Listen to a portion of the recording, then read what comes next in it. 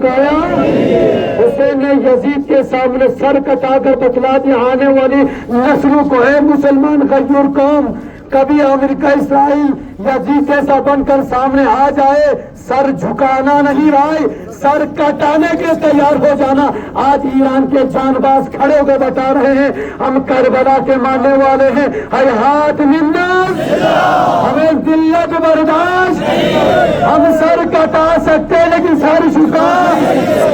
یہ ہمیں درس ملا ہے۔ اور جو ہم جو نعرہ لگاتے لا شرقیہ ولا غربیہ اسلام اسلامیہ، مسلمان دنیا کے جس گوشوں کنارے بستے ہیں یقیناً سب کا ایک ہی ہے، جب اسلام کی بات آتی ہے، جب قرآن کی بات آتی ہے، جب بیت المقدس کی بات آتی ہے، جب اسلام کی بات آتی ہے، وہاں شیعہ نہیں دیکھا جاتا، وہاں سنی نہیں دیکھا جاتا، وہاں پر نور بخش نہیں دیکھا جاتا، سب کا نعرہ ایک ہی رہتا ہے لا شرقیہ ولا غربیہ،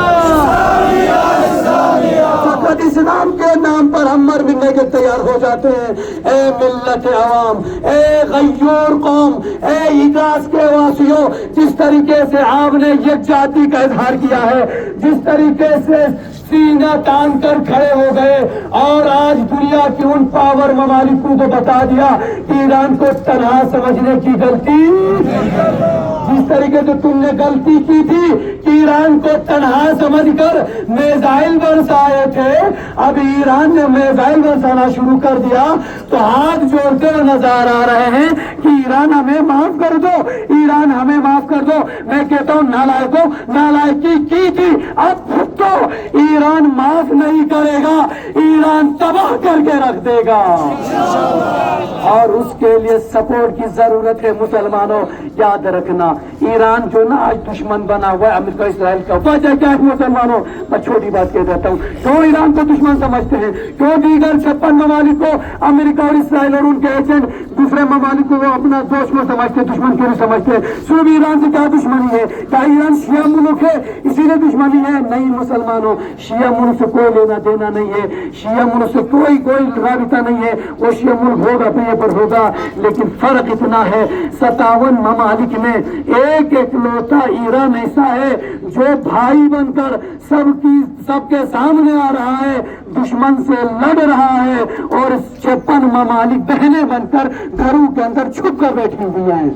لہذا ایران غیرت دلاتا ہے، ایران غیرت مند قوم ہے، ایران کی غیور کے رگوں میں علی کا، حیدر کا خون بستا ہے، حسین کا خون بستا ہے، حسین کے چاہنے والے بستے ہیں، علی کے چاہنے والے بستے ہیں، لہذا وہ جھکیں گے نہیں، لہذا مقابلہ کر کر بتائیں گے۔ کل کی آپ نے نیوز پڑھی ہوگی، رہبر سے کہا گیا کہ ایران تم سنبھل جاؤ، امریکہ اسرائیل سپر پاور ہیں، ان کے سامنے سرنڈر ہو جاؤ۔ میرے رہبر نے ایک ہی بات کہہ دی، یاد رکھنا ہم خدا کے سامنے سر جھکاتے ہیں، ہم اسی کو سپر پاور سمجھتے ہیں، اس کے علاوہ ہمارے سامنے کوئی سپر پاور نہیں۔ اور جب ایران نے اپنا پاور دکھایا ہے، آج دنیا معافی مانگنے پہ تلی ہوئی ہے، لہذا آپ کی ضرورت ہے تو آپ کے سپورٹ کی ضرورت ہے۔ مجھے پتہ ہے آپ ایران کے ساتھ وہاں پہ ایران کے ساتھ شانہ بشانہ کھڑے ہونے کے لیے دشمنوں کے مقابلے میں جنگ کرنے کے نہیں جا سکتے ہیں، لیکن ایک غیرت مند مسلمانوں آواز اٹھا سکتے ہو، ان کی حمایت کر سکتے ہو، ان کی شاباشی دے سکتے ہو، ان کے جوانوں کی دعائیں کر سکتے ہو، ایران کے دعائیں کر سکتے ہو، رہبر معظم کے دعائیں کر سکتے ہو۔ اگر آج نہ کیا، آج خاموش رہے، زندگی بھر امریکہ اور اسرائیل کے غلام بن کر رہو گے۔ لہذا آج ایران کا ساتھ دو، اللہ نے ہم کو آزاد خلق کیا ہے، آزادی سے زندگی گزارنا ہے، ایران کا ساتھ دو، انشاءاللہ کچھ دنوں کے بعد اور جب آپ دیکھیں گے ایران کا یہ پرچم دنیا کے گوش و کنار میں لہراتا نظر آئے گا، اور پوری دنیا دیکھ لے گی امریکہ اور اسرائیل کا وجود اس دنیا سے بہت جلد ختم ہو جائے گا، اور فلسطین بھی آزاد ہوگا، بیت المقدس بھی آزاد ہوگا، اور انشاءاللہ ہم مسلمان جا کر قبلہ اول میں نماز بھی پڑھ کر آئیں گے۔